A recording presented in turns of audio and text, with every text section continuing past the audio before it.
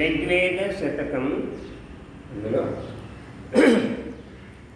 ఋగ్వేదం 10వ మండలం 121వ సూక్తంలో 10వ మంత్రం నేడు తెలుసుకుంటున్నాం.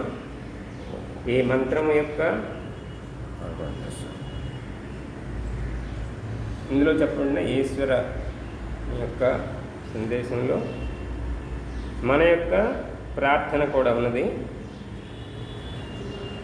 మేము ధనములకు స్వాములము అగుదుముగాక.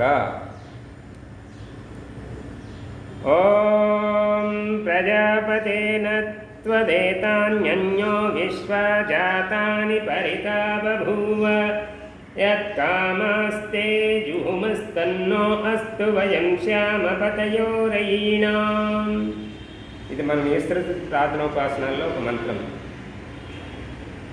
ఇందులో ప్రతి పదము యొక్క అర్థం పదార్థం. ప్రజాపతే ఓ జగదీశ్వర, ఇది ఈ మంత్రంలోని స్తుతి.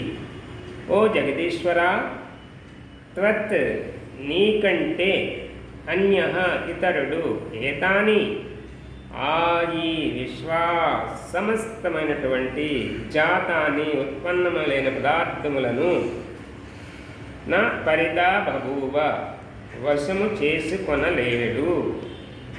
యత్ కామాః ఏ కోరికలతో అయితే మేము తే జుహుమః నిన్ను భజింతుమో తన్నో అస్తు అవి మాకు సిద్ధించుగాక.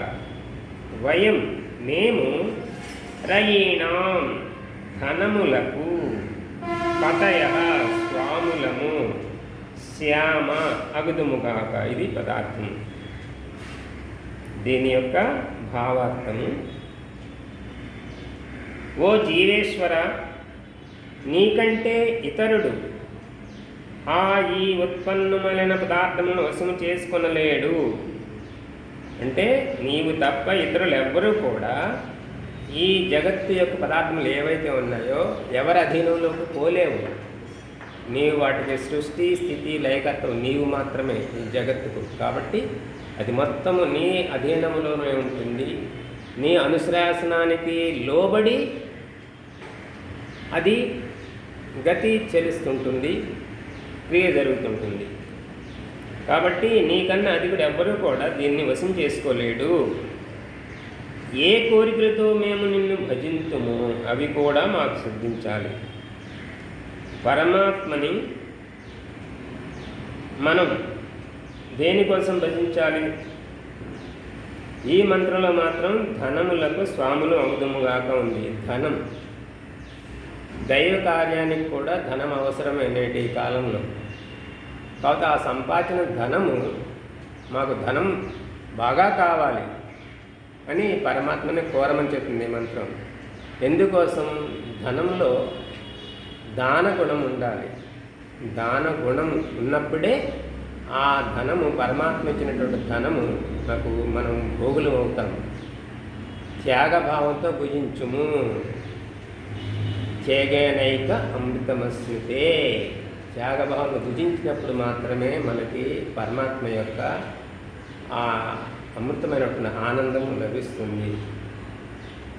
కనుక మనం పరమాత్మని ధనము ప్రార్థించినప్పుడే ఆ ధనాన్ని నేను స్వకార్యాలకు మాత్రమే కాకుండా దైవ కార్యాలకు కూడా ఉపయోగిస్తాను.